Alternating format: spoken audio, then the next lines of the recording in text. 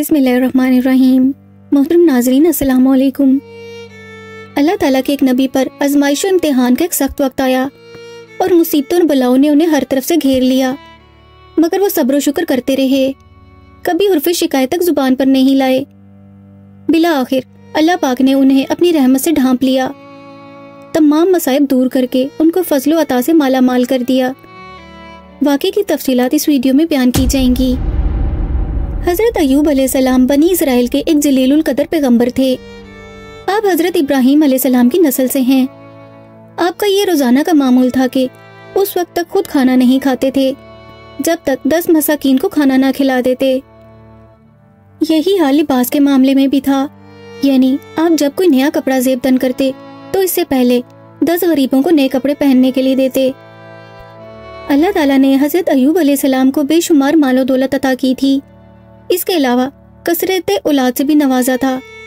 آپ اللہ تعالیٰ کی ان عنایت کا ہر وقت شکر ادا کرتے رہتے تھے اور شب و روز اللہ تعالیٰ کی عبادت اور حمد و ثنا میں مشغول رہتے تھے۔ آپ کے 7 بیٹے اور 3 بیٹیاں تھیں، جبکہ 7000 بھیڑیں، 3000 اونٹ، 1000 بیل اور 500 گدھے بار برداری کے لیے ان کے پاس تھے۔ اس زمانے میں آپ جیسا مال و دولت والا کوئی نہ تھا۔ ان نعمتوں کے باوجود حضرت ایوب بڑے نیک پرہیزگار اور شکر گزار شخص تھے۔ ایک دن شیطان حضرت ایوب کی شکر گزاری سے متعلق آگاہ ہوا اور ان سے حسد کرتے ہوئے کہا کہ اے اللہ، اگر دنیاوی نعمتیں چھین لی جائیں تو پھر ایوب شکر ادا نہیں کرے گا۔ ایسے وقت میں اللہ تعالیٰ کی بارگاہ سے یہ فیصلہ ہوا کہ اس عظیم پیغمبر کے ذریعے سے دنیا کو ایک نمونہ دکھایا جائے جو قیامت تک آنے والے انسانوں کو یہ بتائے کہ شکر گزار ہونے کے لیے نعمت ایمان ہونا ہی کافی ہے۔ چنانچہ ایک ایک کر کے آپ پر مصائب آنا شروع ہوئے۔ پہلے مال مویشی گئے، پھر اولاد ان کی آنکھوں کے سامنے مر گئی، مگر اس عظیم ہستی کی زبان پر سجدے کی حالت میں ایک ہی جملہ تھا، رب نے دیا ہے اور رب نے لے لیا، رب کا نام مبارک ہو۔ مگر بات یہیں پر نہیں رکی، اب معاملہ ان کی صحت و عافیت کا آ گیا۔ آپ کے جسم و جان کو سخت روگ لگ گیا، آپ مختلف جسمانی تکلیف میں مبتلا ہو گئے۔ دل اور زبان کے سوا جسم کا کوئی حصہ صحیح سالم نہ رہا۔ دل اور زبان کے ساتھ آپ اللہ تعالیٰ کی یاد میں مصروف رہتے اور اسی طرح صبر و شکر کرتے رہتے تھے۔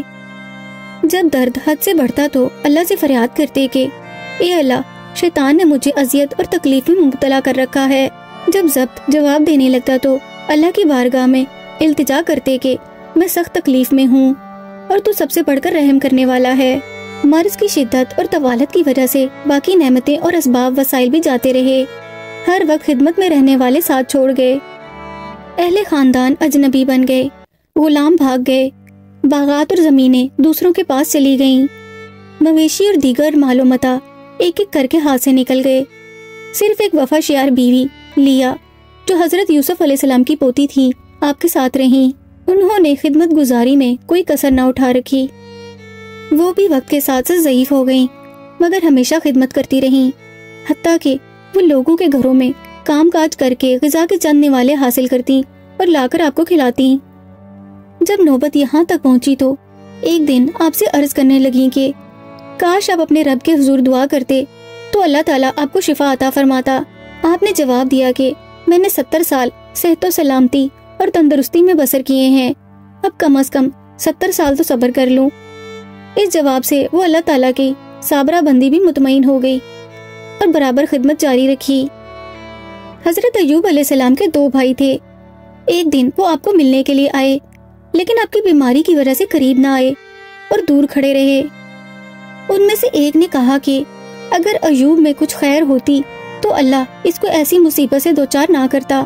حضرت ایوب علیہ السلام یہ سن کر بہت ہی رنجیدہ ہوئے، پھر سجدے میں گر گئے اور التجا کی کہ اے اللہ، تیری عزت کی قسم، میں اپنا سر اوپر نہ اٹھاؤں گا یہاں تک کہ تو میری بیماری دور کر دے۔ آپ کی اہلیہ کھانے پینے کی چیزیں لینے کے لیے گئی تھی کہ انہیں واپس آنے میں دیر ہو گئی۔ اسی دوران اللہ تعالیٰ نے حضرت ایوب علیہ السلام پر وحی فرمائی کہ زمین پر اپنا پاؤں ماریے۔